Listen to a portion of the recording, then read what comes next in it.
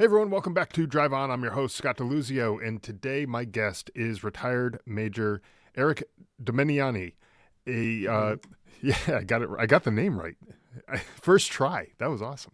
Uh, he's a retired Marine Corps veteran and and the CEO and founder of FIOR Scotch, the only FIOR. FIOR. FIOR. Sorry, I got that one wrong. I got the last name right. Yeah. I got You have the name of the hard part company easy. wrong. You're all So, anyways, um, he's here to talk about his journey, his experience, kind of getting in and out of the Marine Corps, and kind of what led him to where he is today, and things like that. And hopefully, serve as a roadmap for some other folks who are looking to carve their own path going forward. So, before we get into everything here, Eric, welcome to the show. Glad to have you here. glad to be here.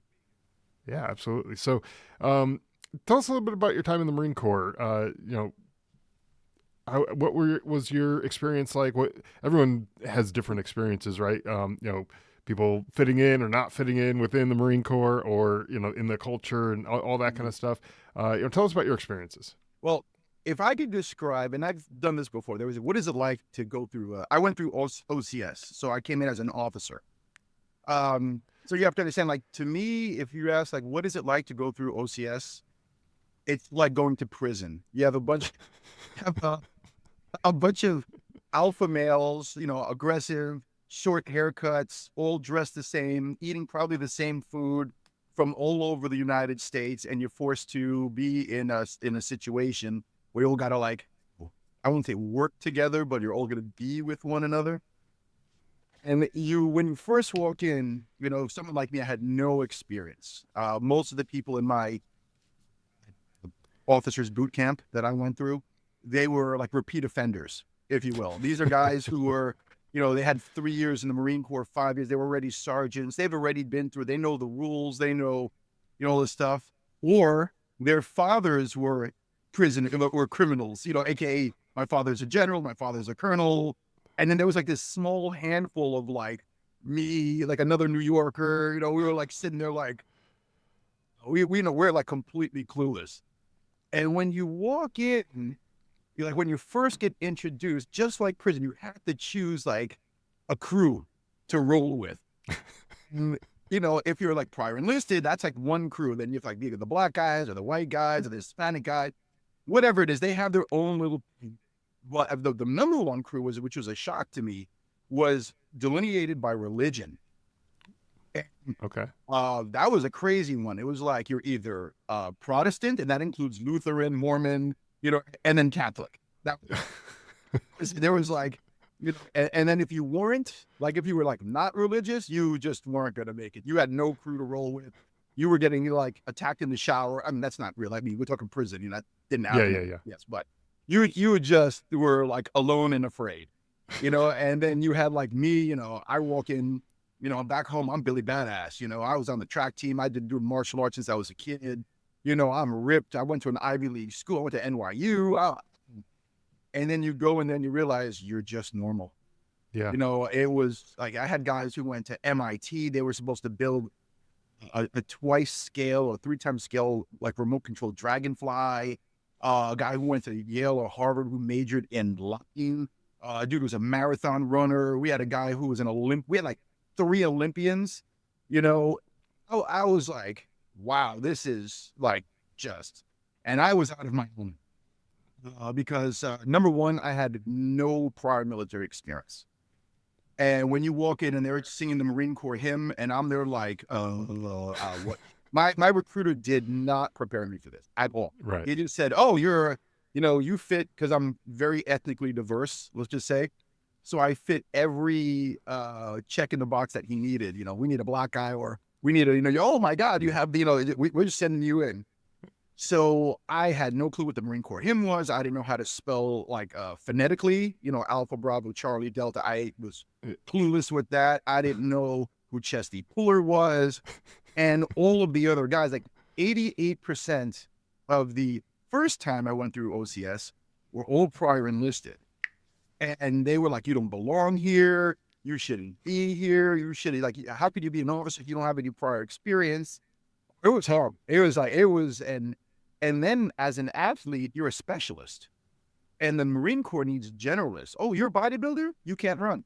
Oh, you're a marathon runner. You don't have upper body strength. Oh, you're like, in me, I was a sprinter, but I need to eat like 6 to 8 times a day. Sure. Well, that's a good one. Let's see how that works. I need to sleep for 9 hours or 8 and stretch. No, you're not getting that. Right. So the second time I went, I lasted 4 days before graduation, and I got sent back home for a lack of humility and improving too much physically. There was like a rope. I'm like, I've never seen a rope before. I can climb a fence. I can go through concertina wire, but at the very beginning, you've already highlighted or skylined yourself because, how come you don't know? I was born the same day as the Marine Corps birthday. Okay. So then they're like, you don't even know. You're like, your birthday is November 10th? And I was like, I saw instructors like, you don't even know what today is, So I've already looked like an idiot on the first day. I wasn't making it through. Well, Right. You have to find a reason to get rid of me. And, I'm a New Yorker. I got a bad attitude. So I was like, screw all you guys. Second time I went through, I walked through. It was like, I changed my workouts, because you have to realize that the people the first time, these prime enlisted guys for several years, like, well, I'm sprinting and going up hills and boxing. These guys are doing a 3-mile run. They're doing pull-ups and they're doing sit-ups and push-ups, and that's it. And that's what the Marine Corps needs for, OCS. Yeah. But but at the end of the day, I did not fit in all. It was just it was a culture shock for me. And it wasn't the physics, it was just the, you come from the most, as a New Yorker, you come from the most, ethnically diverse or culturally, diverse county in the world, which I did. And then you join the Marine Corps, and then you're like, the people are looking at you. It's like, you had a funny last name, Dominijanni. What kind of name is that? You're like, and everyone is like Smith, Right. stuff. So it's like Jones, and even, I couldn't even relate to the black guys because I'm mixed. I couldn't even relate to the black guys in the Marine Corps because they're all from like Alabama, Yeah, right. and like grits. You don't eat grits, like I don't know what grits are. So it was like, the Jetsons going to the Flintstones. That's what I felt like, Yeah, So, you check your ego at the door. I think it's, and I think that's probably across, a lot of the branches. I haven't obviously had experience in all of them. I was Army, but yeah. I'm sorry to hear that. Yeah. Okay, that's how this conversation's going to go. It's fine as long as we set the ground rules off, at the beginning. That's cool. No, but it's seriously like you go in there. Even I remember in my basic training we had guys who were pretty athletic, but it's like not the right kind of athletic. You got to be Army athletic, like what the Army is looking for. You got to be strong, and you got to be fast, and you got to be flexible and agile, and you got to do all these different things. So being a specialist, like you said, at any one of those things, being really fast, like a sprinter, or being a bodybuilder and being really strong, those aren't good as far as they're concerned, right? The other one that's not being good is being a New Yorker. Because I always heard rumors that they target New Yorkers, and it's true. I've had some of the drill instructors or the sergeant instructors who wound up working for me later on, years later, and they admit, yeah, we pick on New Yorkers. You guys are most likely to swing at us. You have a bad attitude. And it's like, I thought that when I went through OCS, they wanted you to be tough. Right. It so when they accuse me of something, I'm like, who the hell do you think you're? And no. Wrong answer. You're right. You're wrong. Yep. You're late. No, I wasn't. I was here. I was waiting by the door. No, you're late. Right. Yeah. You just accept it and take the punishment and move on. And I couldn't do that. That was my biggest. That was my biggest. Or when they said like you did something that you didn't do, or you didn't do something that you did do. Oh, I was not having it. Yeah. Right. That bit me in the butt the first time around. So how did this experience? So I'm glad we got to talk about this because it was one of those things you had to overcome, right? And sounds like you did. You had some success. You at least got through OCS, anyways, right? Right. I made it through OCS. Yes. Right. So it was more successful the second time around than it was the first. Yeah, it was easy. Yeah, exactly. So how did that change your mindset at all? Like as far as like this is what this job is going to require, is to be kind of more conforming to the Marine Corps way of life, right? after OCS, we go through a thing called TBS, and it's like a pre-infantry basic officer development course. Okay. And I went through, and again, I was out of my element. I wasn't Southern. When I went through OCS, there was a guy. He basically referred to the Marine Corps as Unified Southern Male Christians, something like that, you know. And I was like, okay, whatever. And there was a lot of truth to it. I remember this is just my experience. I'm not saying the whole Marine Corps is like that. So I get the TBS, and I couldn't believe some of the things that I heard and saw, you know. And it's not bad. These are just individuals. Like I had this one very, very Southern woman who hated Yankees, just hated us. No, oh my God, I can't believe what Sherman did when he. I'm like, do you understand that if your side won, me and you wouldn't be talking right now? Right. You know, like, and they just look at you. You're just like to go into a disco, and I'm wearing like shoes and slacks, and these guys are wearing khaki pants and brown shoes with a braided belt with a collared shirt. Like, and I've had this haircut. I mean, you can call it a Marine Corps haircut. I've had this haircut since I was like 13 years old. So my haircut really didn't change. Right. But, having to people didn't know what a diner was. People, putting ranch on pizza, not knowing how to fold a slice of pizza in half, eating things like let's go out for Italian food. And they would be like, okay, let's go to Olive Garden. And I'm like, no. I can't. So it was a huge, huge culture shock for me. Yeah, right. Then I hit the fleet. So that was the part where I kind of realized that you have to fit in to a crew again. It reinforced that. And then I hit the fleet, and that was the kick between the legs. I'll just say, I remember when I was a company commander, we all checked in the same time. We got a new battalion commander, and the first guy's father was a general. The second guy's father was our battalion commander's old battalion commander when he was a lieutenant. The third guy went to the academy. His two brothers went to the academy, and his father went to the academy. And then there's me. And that was, and I just shook my head. Oh no, it ain't gonna be anything that can go wrong was my fault. Thing. And I'll never forget my boss yelling at me another time, and telling me that how I'm messed up. I don't know what's going on with this. And then I'm smiling. It's like, you don't need it. And I'm going to combine the stories to make it short because it happened throughout my whole career. Sure. You don't even take your job seriously. Look at you. You're smiling. And I'm like, and he's like, that wasn't you. That was you, right? I'm like, how was it me? Bravo company. That's, Alpha companies in the field today, not me. But do you want me to go get the general's son so you can go yell at him the way you were yelling at me? At my office. So I still maintain my New York go F yourself attitude, if you will. I'm not going to admit I'm wrong when I'm right.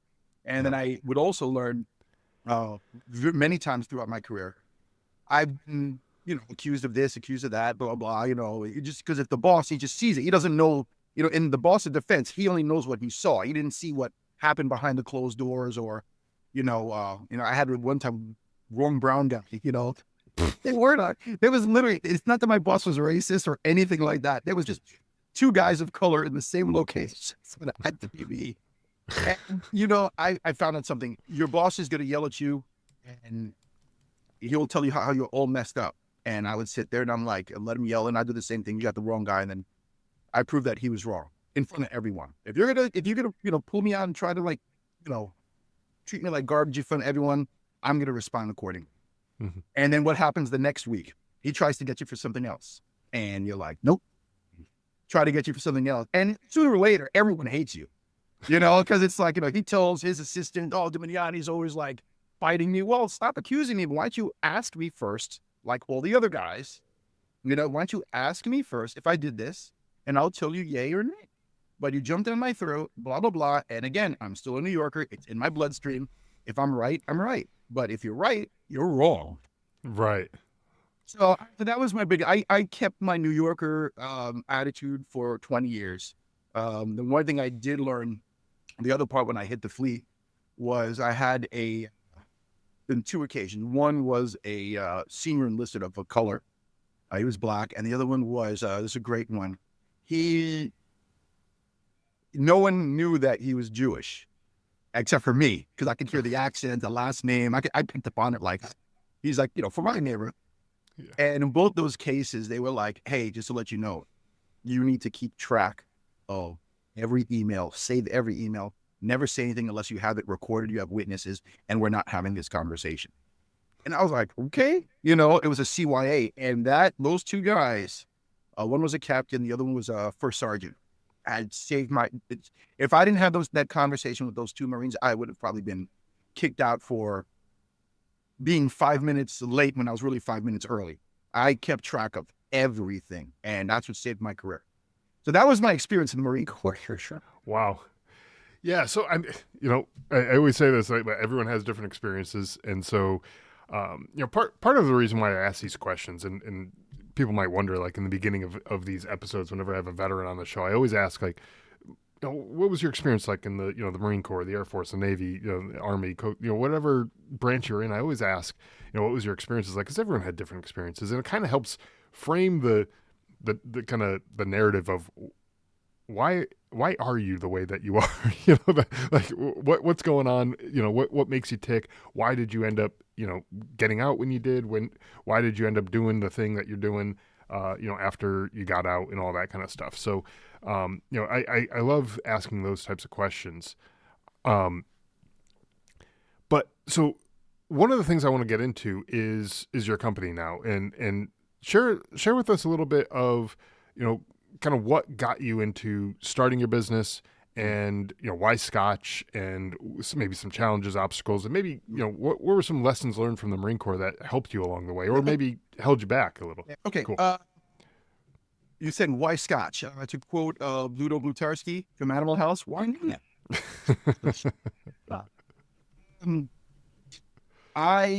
It goes with the Marine Corps. This is something, the Marine Corps has this unique way of finding something that makes you happy and destroying it. Like, oh, you would like to play guitar? You can't bring a guitar into the back. So I was stationed, I wanted to be a chef my whole life. Food is very, very important to me. It goes with my genetic makeup. I'm half Italian, blah, blah, blah.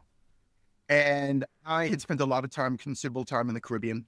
I knew everything about rum. Every island that make rum, man, I tell you, I know everything about rum. And unfortunately, when you're a Yankee like myself, you don't fit in again in some places. So I was always getting stationed like Lejeune, 29 Palms, California, in the middle of the desert. And you're just like, can you just station me someplace with, I don't know, food, women, something to do on the weekend? Like, oh, we'll send you to Pendleton, San Diego, but your stuff will be there. You're going to be in Okinawa on the base where there's no women. There's nothing to do with work. So all I did was work out like the whole time in the Marine Corps, Anyway, so I get to, I'm in 29 Palms for the second time. I'm in between deployments, Iraq and Afghanistan. And on the weekends, like my brother, a lot of my friends from back home, my friends from the Marine Corps who got out, they all lived on the West Coast. And so I'd go to LA like almost every weekend just to get away from the 120-degree weather, from the McDonald's, because that's the best they had to offer in the area. There's nothing there.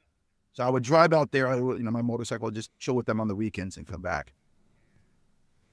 I was in a bar. I think it was called Bordner's or something like that. I really think that was an it. We were all like, it's like, it was a night where it's like two friends were here and then they were going to leave and another friend was going to come in and then, blah, blah, blah. And we all went out to this bar and some guy was like, hey, are you guys veterans? You guys in the military? And they all point to me. And like one guy was, got out, but I was the only active duty guy in that group at that moment. And this guy offered to buy me a drink. And, I'll be joking. I'm not going to be, I'm going to be completely honest. I thought he was hitting on me, because, he's, just, like, oh, can I buy you a drink? And I was like, hey, sure, whatever. I don't care. That means I'm in shape. I'm good looking, there we go. And then I realized he was straight because he was playing with me because he gave me like the most disgusting drink I've ever had in my life. It was like Malort or something. I just can't. I don't know how people drink that. And I was like, so now I'm in a bad mood because you have to understand that Lejeune, it was, wow, there was like nothing to do there. I mean, outside of inbreeding and maybe Bassmasters and NASCAR, there was like absolutely nothing I could find. There was no women, no good food, no nothing. Everything come with fries, I just couldn't. And then I was in 29 Palms where that was, at least it was the center of the middle of nowhere, but the center of everything, you had to leave there on the weekends. And I'm just like, God, I can't get a good haircut. I can't get this. Every time I ask for a cheeseburger, they give me a slice of pizza. I'm like, can't I just for once, as a paying customer, get what I want? Because on a military base, you go, can I have a haircut that's not crooked this time? And there's nothing you can do because the areas outside of town just have to be a little bit better than what you get on base. Right. And what you get on base is garbage. So, it's like It's not much better. Yeah. you get Domino's on base, but you get Pizza Hut out in town, Yeah, right.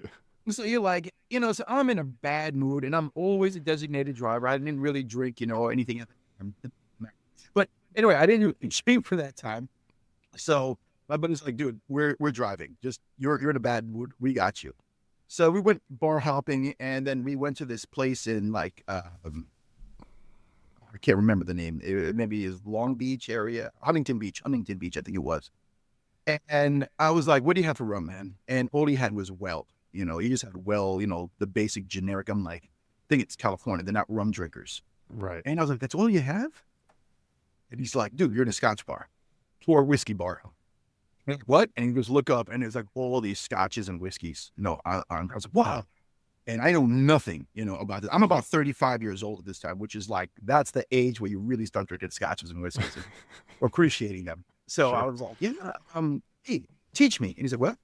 I was like, teach me. And he's like, are you serious? I'm like, listen, I know nothing. I'm an aspiring chef. I know rums. I know Italian. I know this. I know that. I know nothing about scotches. I go, just don't rip me off. I threw my Navy Fed card on the table. And he's like, you really want to learn? Yeah. And he gave me like this omakase. Okay, you have to drink this with that and blah, blah, blah. And put some club soda in here, put water. But this one I like neat. This is from the Highland. This is from the Space Side. This is smoky, but this is peaty. There's a big difference, And he was just so happy to teach me. Like, he was just like, I got a guy who's actually interested. And the dude was like half Irish, half Scottish or something like that. So he was like, oh, yeah. So this is like my culture, And it's like, oh, wow. Yeah, right. I got the bug. And after that, my rum collection became a Scotch collection. It was Scotch and whiskey collection. And I eventually moved back to Miami. And that's when I really, really started it. And then, I make my own meat. I make my own, sausage, salami. I've made my own cheese. I make my own ice cream. I make just about everything. So just an inevitability that after, a couple of years after experimenting with scotches and whiskeys, that I was going to try to make the Dominijanni house blend, and, for my friends, because I heard about this thing called the legacy bottle, the infinity bottle. And, I started like, taking some of the scotches, and then, you fail the first time, you fail like, oh, CS, I failed the first time. But then eventually I made a blend that I thought was like, wow, like this is great. And I had a couple of Marines over, one sailor, submariner, and then I busted open. I was like, all right, guys, this is it, and they're like, let's do this. So we had dinner parties at my house. We smoked cigars, barbecue, and poured them all, and they loved it. They absolutely loved it. And I was like, great. And then, you notice the bottle's doing this. Yeah, sure.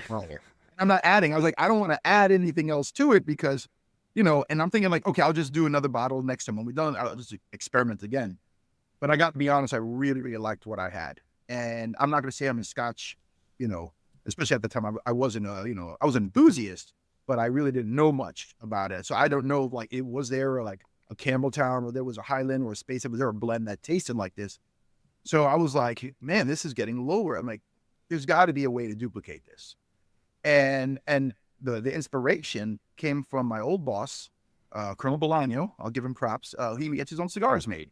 He's like, hey, I want a wrapper. I want this gauge with this fill with this wrapper. I want, a Honduran cigar, et cetera, et cetera. And my uncle Luciano, who gets his own wine made, he calls it California. He's like, I want a 23% Cabernet and a 34. And he gets like a couple of cases mailed to him. So it's great. Way to go. So then I got this, hey, wait a minute. My buddy, who I see every quarter, we went to college together. He's in the liquor business. He used to own Hypnotic. His father was, he used to own Finlandia or something like that. So I'm like, Jim, letting this, So I called him up and I was like, yo, Jim, he was still in the, the alcohol business, and he's like, I don't know, do you still cook? Because we only talk about, at the time, we never really talked business. It was always like, see, remember that time we got drunk and, in college and, there was this fight, there was that girl and blah, blah, blah, blah, blah. So we talk about it, and he's like, yeah, I'm like, hey, and I explain the situation. Is there a way that you can make me like a couple of cases? I'm looking at, X amount of cases a year, maybe twice a year. And, look, I'm going to Scotland in a couple of months. And, you know, it would be great if you can, bring this up there, here's, I'll save the sample and then, make some, see if they can reproduce this.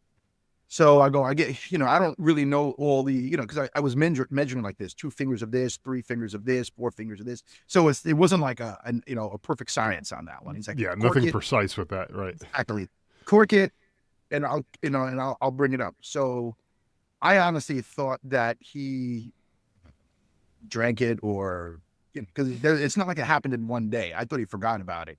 Mm-hmm. And I didn't want to like push him because he's a good friend. Like, hey, what's going on? So months have passed, and I've actually seen him throughout this time period. And he's like, "Hey, we need to talk." Oh, I gotta go. Boom, and I was like, "That sucks." So I figured I lost it. And then later on, it's like the check comes in. I wasn't bill comes in. I wasn't cheap. I got 6 cases. Well, actually, sorry. He says we had 3 samplers, and he goes, "Which one do you like the most?"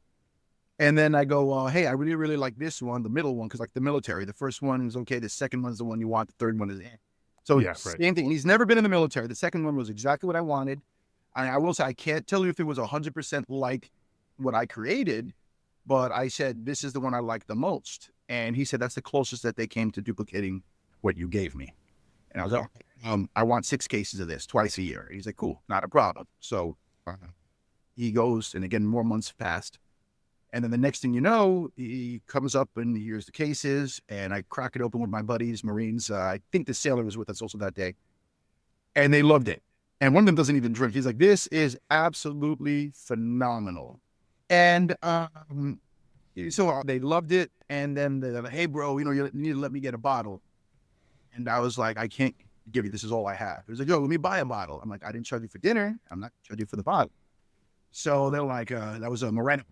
And so like the next day, it was like 2 of my buddies of mine. And they were like, yo, bro, you really need to get this out there. Like, for 48 hours, these guys are calling me up. Yo, I'm telling you, you got some good stuff, bro. You really need to get this out there. And that's exactly how they talk. That's not an exaggeration. That's how they speak.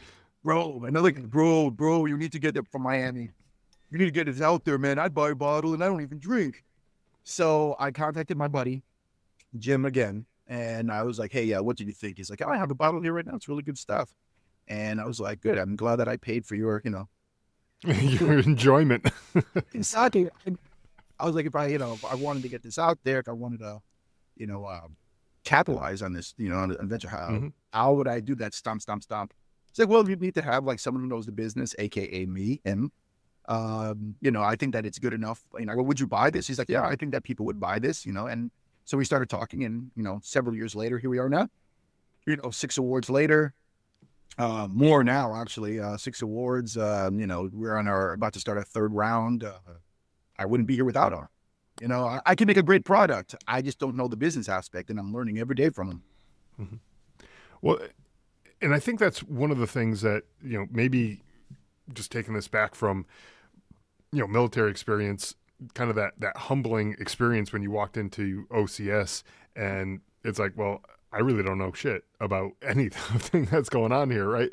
But you got to learn, right? Yeah. And eventually you kind of catch up to whatever it is that that you need to learn, and now here you are running a successful business off of something that just by chance you happen to walk into a whiskey bar or Scotch bar, whatever. And had you not done that, would we even be sitting here having this conversation about what you're doing right now? And would you have even been exposed to it in the way that you did? So I owe it all to the guy who gave me the Malort.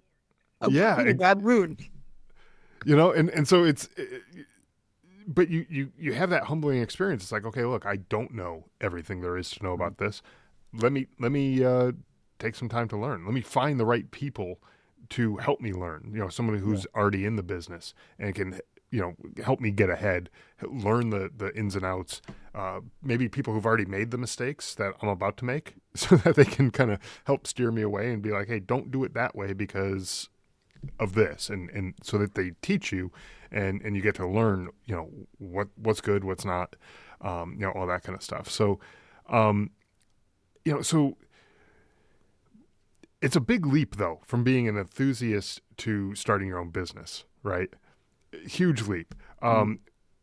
And I know you had some buddies who were telling you, hey, you should get this out there. What was it for you that like the light bulb moment maybe that was like, yeah, this is a thing I can actually sell and actually be successful with. It was those two Marines more than anything. Okay. Like I know when I cooked, I make an amazing carbonara. When I cook some things, like my friends in the Marine Corps, um, they used to always complain, oh, we can't take you out to dinner. Every time we take you out to dinner, you always complain about the food.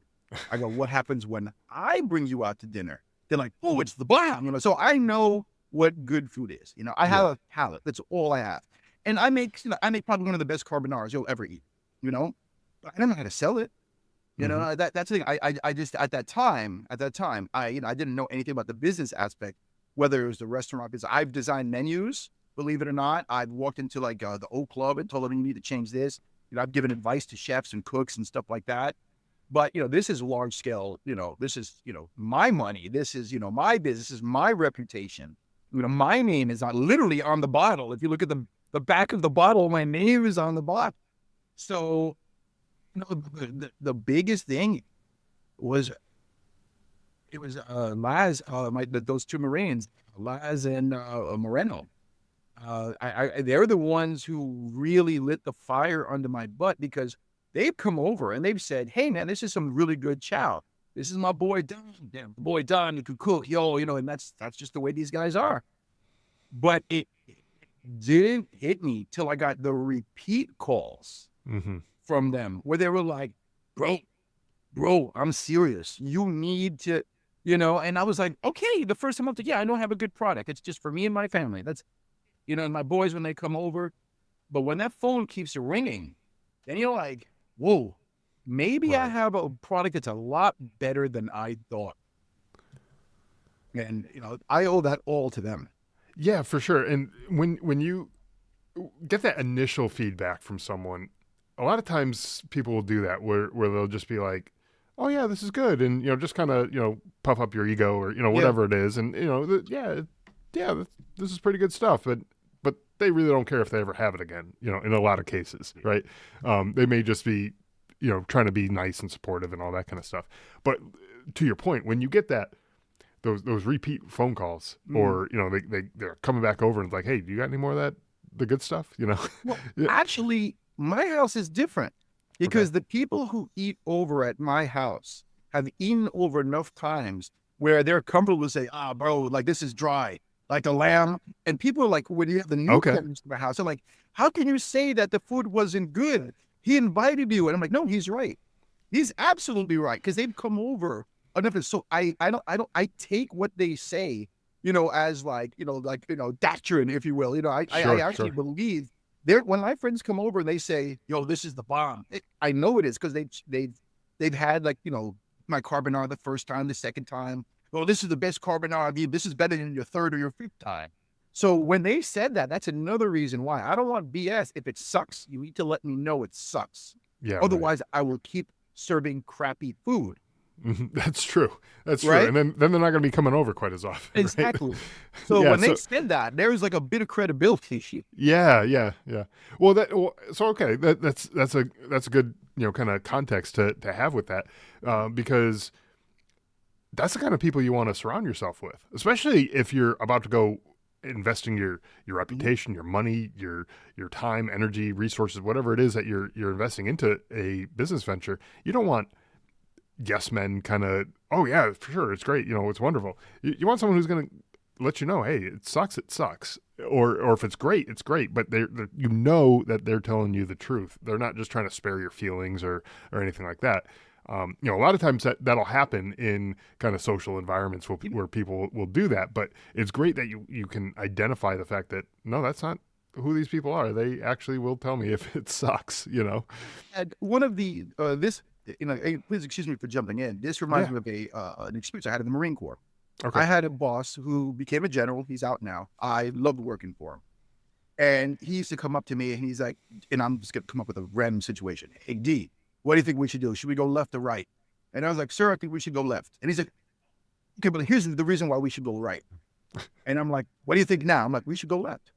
And for this reason, this reason, this reason, and this reason. And he was like, okay, but here's another reason why I think we should go right. And I'm like, okay, so now what do you think? I'm like, we should still go left. And then we would go back and forth. And I finally would say, sir, my job is not to agree or disagree with you. My job is to advise you, to tell you bottom up, to give you an honest opinion. I don't have to like your decision, but at the end of the day, I have to carry out your decision and execute it with the amount of fervor as if it was my own decision. So you asked me if I want to go left or right. I'm telling you left. I disagree with you. But at the end of the day, if you want me to go right, we're going right. And he goes, we're going right. Okay, done. And because I was never a yes man, I will never be a yes man. It's not in my bloodline to be a yes man. I tell my children, you will never be yes people. But you can disagree with someone. And that general requested me to work for him many years later.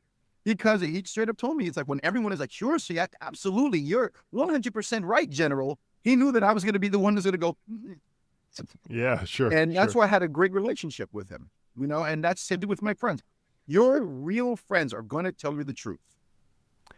Yeah, and that's I guess ultimately what you want to surround yourself with is people who are gonna be honest with you. Yeah.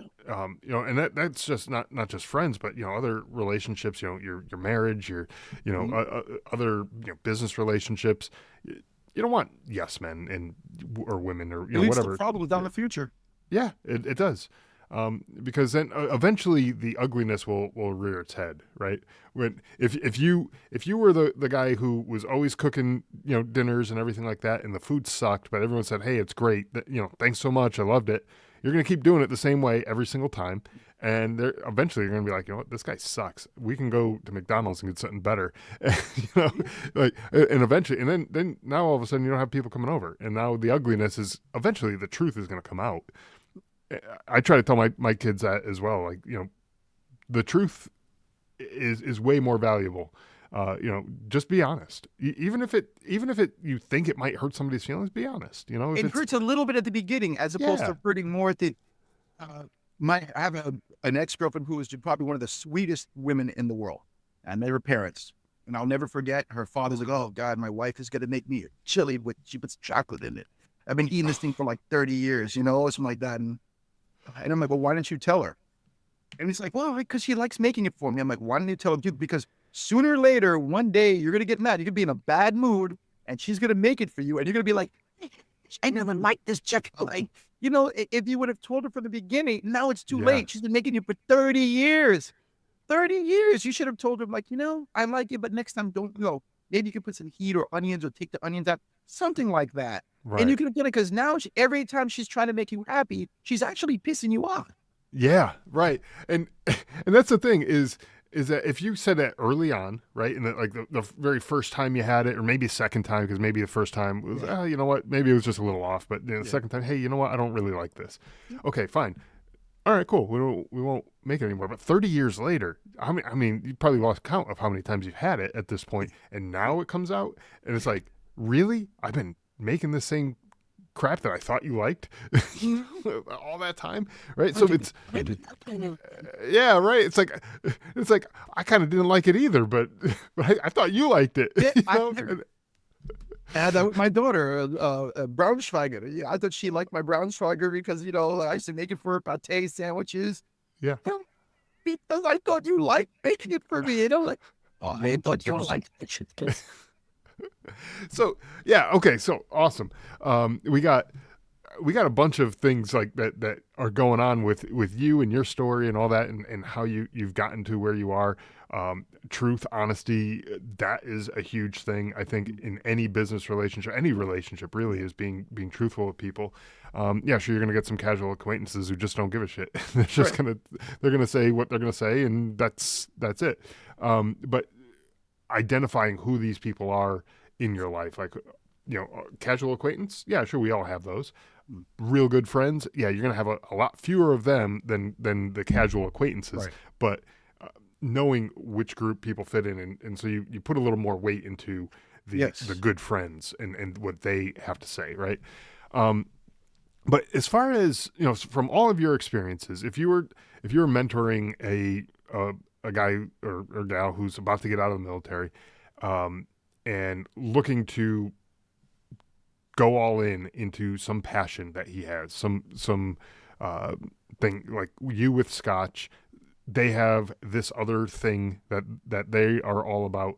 Do you have any advice or you know anything that you might tell them before getting into that? Well, one, I think treat your company or your business like the military, the Marine Corps, the Army, whatever. You have your staff. You're not the smartest guy in the room.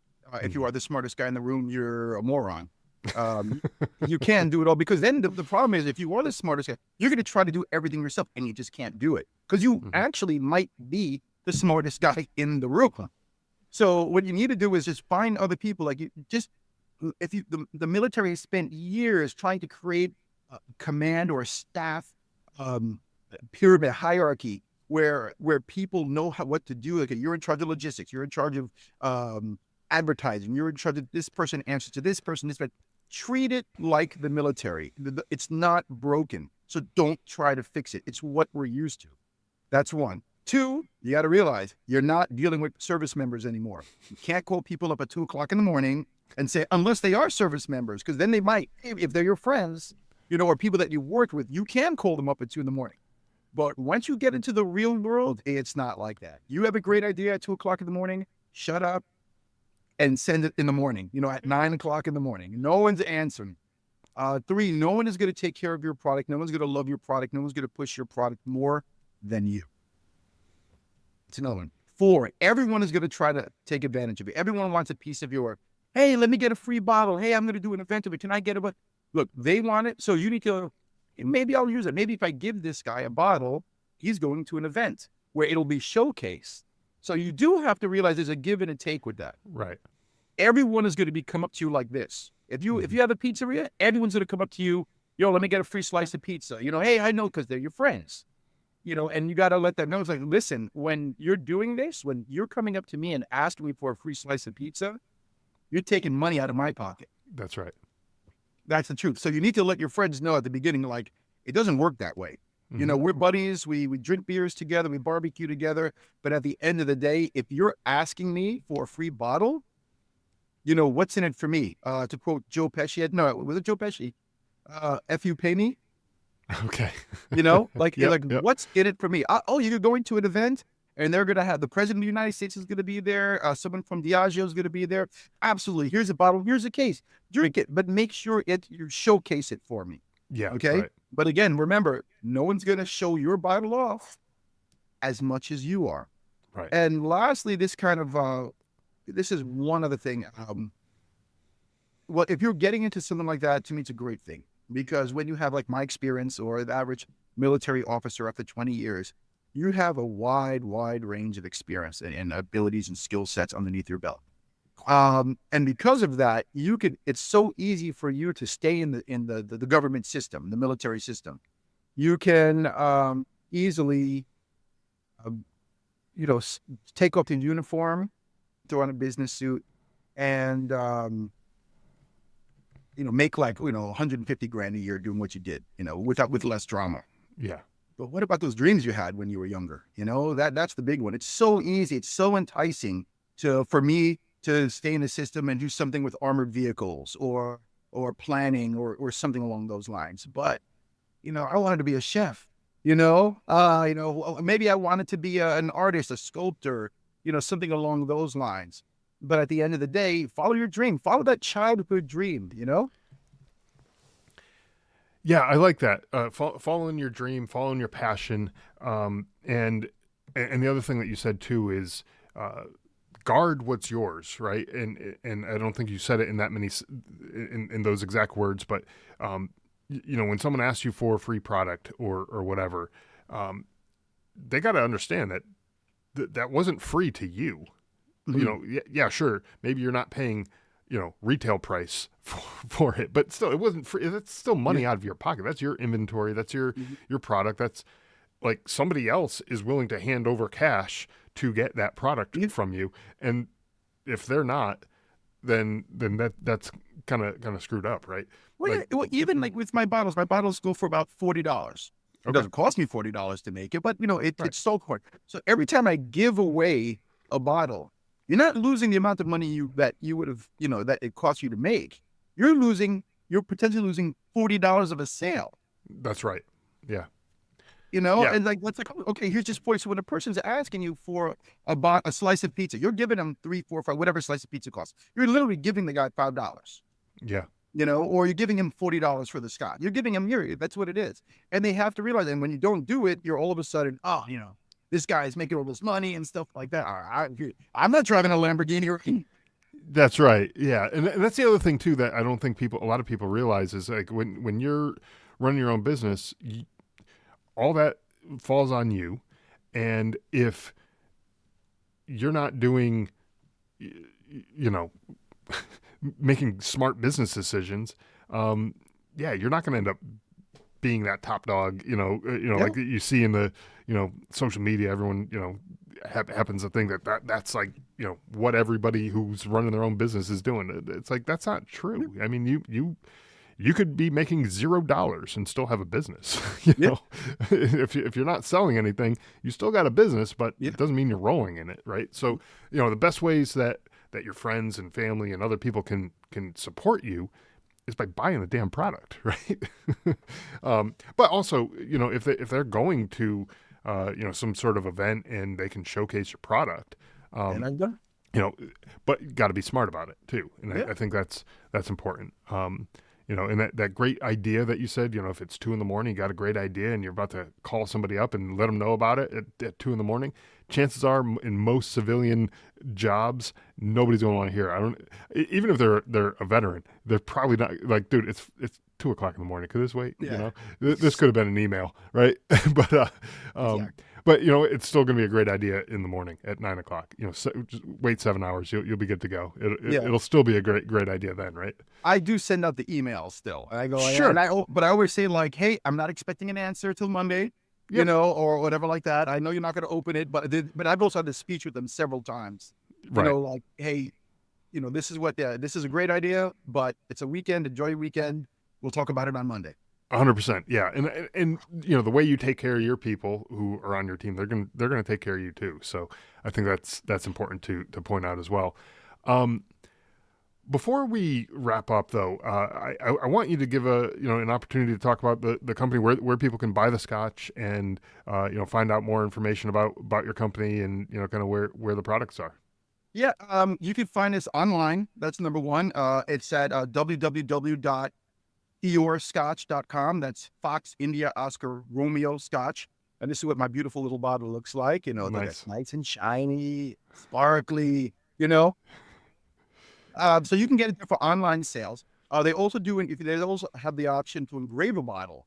That is absolutely beautiful. We've done it with Eagle Globe and Anchor, or the Army symbol, the Navy symbol, the unit symbol, third cat, and the names on the side. They look absolutely beautiful. Cool. So you can get it there. Also, you can get it in we're available in New York, New Jersey area. We're available in Washington D.C. We're going to be available in Maryland. Georgia, South Carolina. We're available in Florida right now. So different stores. We'll be available in Total Wines in Florida, but I think we're also Total Wines in New York. So we're at some of the larger distributors. Excellent. The Excellent. larger sales stores, liquor stores. Yep, absolutely. So I'll put the link to the website on there, and folks can either check it out online, or if they're in those local areas, they can check it out in stores as well.